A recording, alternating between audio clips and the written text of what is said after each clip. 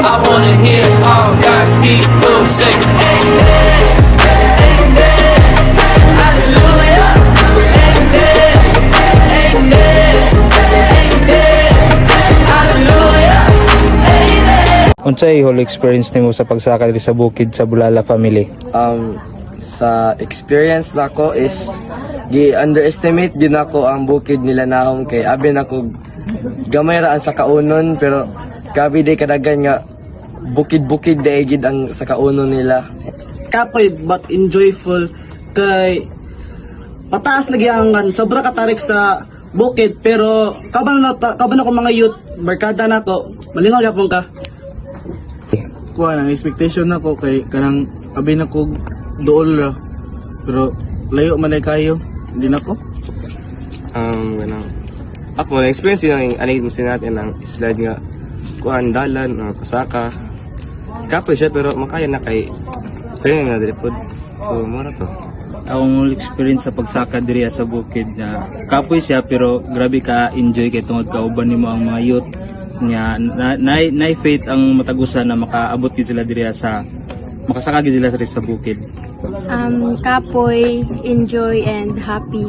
And thank you sa Bulala family kay gi-welcome ko nila diri and sunod na pod balik family. Ganing naay kuan bitaw kapoy gamay.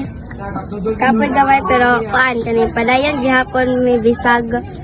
Bisag kapoy nalingaw gihapon tas peaceful hangin kay samtang nagbaktas may appreciate ako ang mga gamay na butang. Ako first time na ako maka-camp sa bukid nga lahi ang kauban dili ako family. Sa pagsakay nahinay og ay sa pinakauna enjoy pa kayo pero sa unahan wala na. Kapoy na.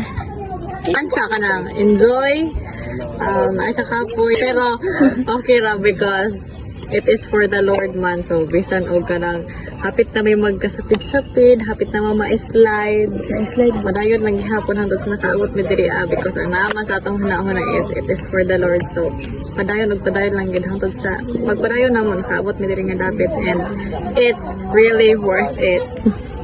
First experience na ko na kakapoy gamay og na-enjoy gyapon ko pero ang pinaka-importante ko yung nako sa Lord. Actually, akong pagsaka diri is kana betang di ko kato nga niabot ko diri kay actually sa city jud ko like wala ko naanad nga musaka bitaw diri first time pa jud ako nga musaka bukid. Pero miski kapoy siya pagsaka diri worth it gapon kay nindot man siya din daghan kayo kuan like nag-prayer ta tapos kanang enjoy pod siya kay naamoy nga nakauban mo. Kaning kapoy pero lingaw and yeah. Actually, pangkatulo na yun ako sakasakog bukid. Pero kani jud ang pinakakapoy kay grabe nga saka na og hapit pa jud ko na slide. Unya natunok pa jud ko. Mo nang pero sa pagbaktas na ko na enjoy pod na ko ang view bahala gataligsik. Okay ra pod nakapoy. Gikapoy tas nahadlok kay blessing ang iro kay maak ba. First time naman Murag second time mo ko na ko ni. Kay mo naman gid mi farming sa sa Ambaw. Ang kuan pa yun dito kay kuan bukid-bukid pud ba pero simento na. To. Ano experience nimo sa atong na-encounter gabi? Kuan na filled ko with the Holy Spirit and kuan kami may nagadala atong katong sa background music samtang ang uban youth kay kuan nang gihilak na napuno sa presensya. I felt in question kay even though nagasimba ko weekly Sunday kung katong nag-start praying solo I still question the God why He gave me these problems and why the problems is too hard that I cannot solve. Naghilak ko diri sa tong kilid na nagbasol nganong mao na tanan na nasalo tanan ng problema manang mara sa to na feel ko gabi sa prayer. Thank you. Grabe gud ang pag-move kay God kay first time ra pud to namo ng mga youth ba nga nagkahiusa kanan nga uban og fellowship, uban og prayer. Grabe kang pagpamuhat sa Holy Spirit kay kanang sa pagsugod pa lang sa pagpray ni pastoraan nga nagkuha na dayon daghan na dayon nga naghilak ng mga youth tungod kay kanang kuha na gyud ba kanang bugat na gyud silang kasing-kasing. Lipay kay ko kay ganang nagtipok pud may tanang youth kay nagsaka mi diri para nag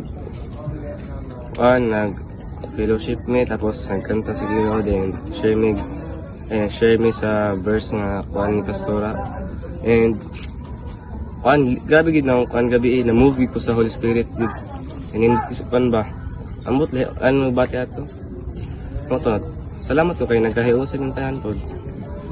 So kuano grabe gid kay mamuhat si Lord sa tong kinabuhi kay sa pag-ani na to diri sa bukid is nagi rason ang tanan kay pag-worship na mo diri gabi is grabe dagay nahitabo na kuan nag-fellowship mi na nag-pray nga nag-share si Pastor Anog mga word of God dagan mi natunan and then pag-abot sa prayer grabe gid ang Holy Spirit mamuhat no kay ang mga youth is naghilak gid sila nag-cry out gid sila sa Ginoo.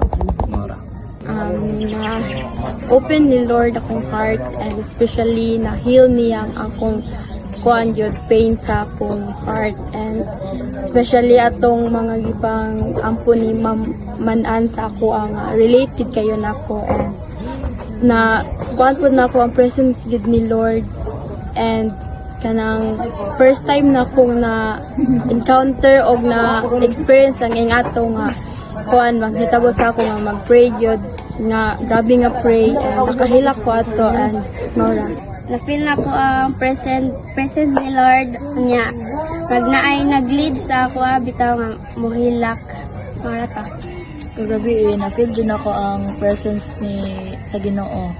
Nya na-realize sab na ko nga love gid niya kay nag-sacrifice si Jesus para lang hatagan tag kinabuhi wala katapusan. Kagabi akong experience while atong worship sa Christ Encounter is yes, nakahilak gid ko kay kanami ta na-feel gid nako kung unsa ko ka-love ni Lord, kung unsa ang gi-sacrifice ako and dito na ko na-realize nga ang kakapoy namo sa pagpadulong diri sa pagsaka aning kabukiran is wala ra daay nagkatiting no sa sufferings ni Jesus nga while nagbitbit siya sa cross padulong dito sa kung asa siya ilansang. So kung i-compare na mo wala ra gid mi nagkatunga-tunga so maong pag-abot dire giba feel gid ni Lord sa ako yang sufferings giba feel ni Lord ang yang love sa ako and kung unsa siya andam nga mo sacrifice para sa ako tungod kay iya kong gipili and iya kong gilove. Gabi pagampo na ko samtang lahi akong gibati pero naginom ko istorya sa Ginoo rag na feel na ko yung presence pa niya.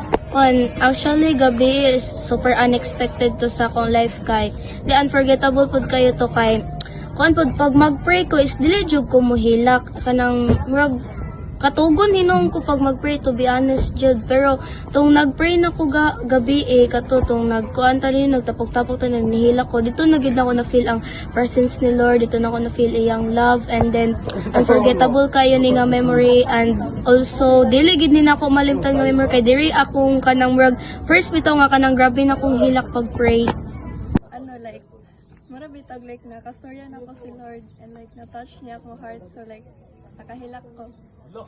Grabe isa mong worship.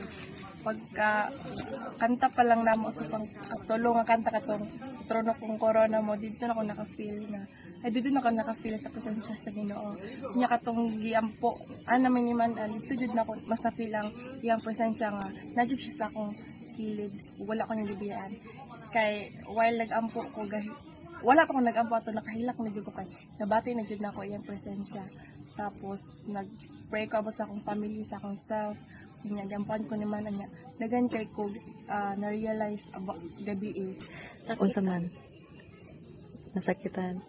Yan naman. About my friends na ako. Pero na ako giampo sa iya about my friends. Tana long life sila ba? Tas ma-healthy sila. Tas ako po mga igsuon. Tas dili po mag-away-away. Sa iyong presensya ako Idaig ko ang ngalan mo, O Diyos, tungod sa gibuhat mo sa cross. Dili ka punga ng mga tingin, sa pagtindak diha kanimo. Sa mulokso ug musinggit ko, sa pagdaig diha kanimo. Kay ikaw